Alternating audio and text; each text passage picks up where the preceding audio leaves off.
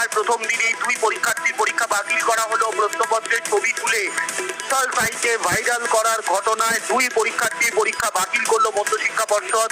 ইতিমধ্যে স্কুল শিক্ষা দপ্তর সূত্রে যে জানা যাচ্ছে, মধ্যশিক্ষা পর্ষদ যে কোডের ব্যবহার করেছিল প্রশ্নপত্রে, সেই কোডের ব্যবহারের মাধ্যমেই দুইজন পরীক্ষার্থীকে চিহ্নিত করে এবং সেখানেই দেখা যায় যে মালদার এই দুই পরীক্ষার্থী এবং তারপরেই তাদেরকে চিহ্নিত করা হয় এবং এই বছরের জন্য তাদের মাধ্যমিক পরীক্ষা বাতিল করে।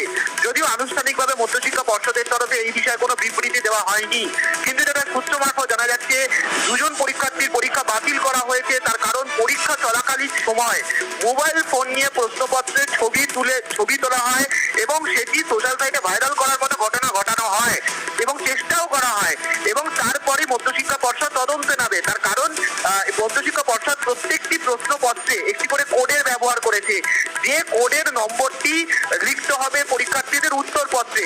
পরীক্ষা যখন শেষ হয় দুপুর 1টার সময়, তারপরেই মধ্যশিক্ষা পর্ষদ গোটা ব্যাপারটা খতিয়ে দেখে এবং তারপরেই দেখা যায় যে দুজন পরীক্ষার্থীর সাথে মিলে যাচ্ছে এবং তারপরেই সেই দুই পরীক্ষার্থীর পরীক্ষা বাতিল করা হয়েছে। এবং শুধু তাই নয়, কিভাবে পরীক্ষার আগে মোবাইল ফোন নিয়ে পরীক্ষার্থীরা পরীক্ষা কেন্দ্র পর্যন্ত ঢুকে গেল তা নিয়েও শাস্তির মুখে পড়তে চলেছে সংশ্লিষ্ট স্কুলের প্রধান শিক্ষক থেকে শুরু করে যারা ইনভিজিলেটর রয়েছেন তারাও।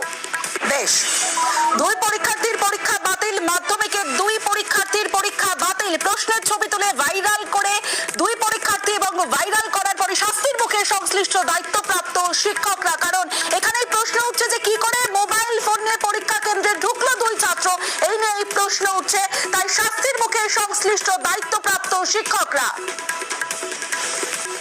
পর্ষদের কোড